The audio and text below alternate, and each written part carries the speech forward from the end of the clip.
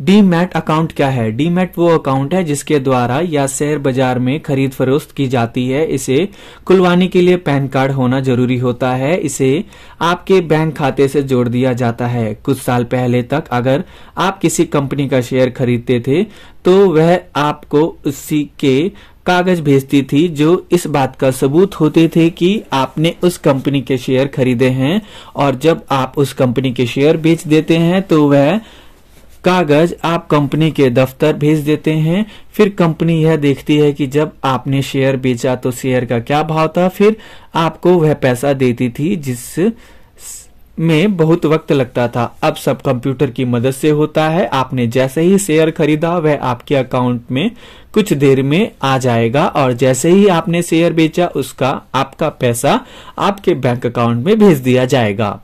कौन खोलता है डीमैट अकाउंट? भारत में इन दो संस्थाओं पर डीमैट अकाउंट खोलने की जिम्मेदारी है, नेशनल सिक्योरिटीज डिपॉजिट लिमिटेड एवं central deposit services limited.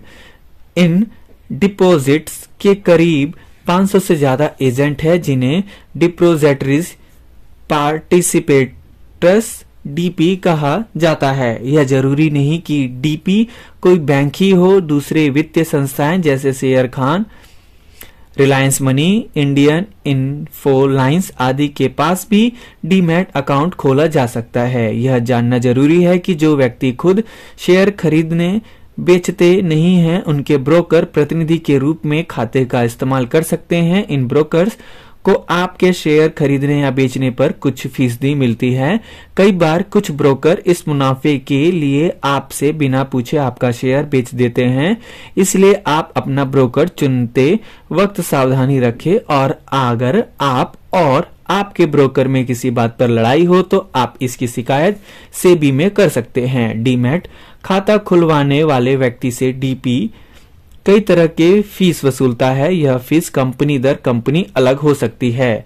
Account open fees खाता खुलवाने के समय वसूला जाने वाला फीस कुछ कंपनी जैसे कि ICICI, HDFC, UTI आदि यह फीस नहीं लेती, जबकि कुछ SBI और कार्वी कंसल्टेंट्स आदि इसे वसूलती हैं। वैसे कुछ कंपनियां इसे रिफंडेबल खाता बंद करवाने पर लौटा देती भी रखती हैं।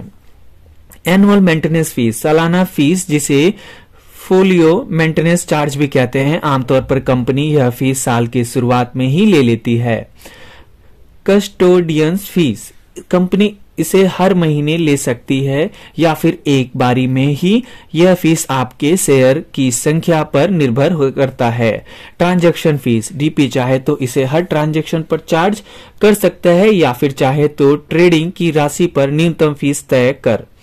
इसके अलावा companies remat, demat, place charges, field instruction charges आदि भी वसूल सकती है।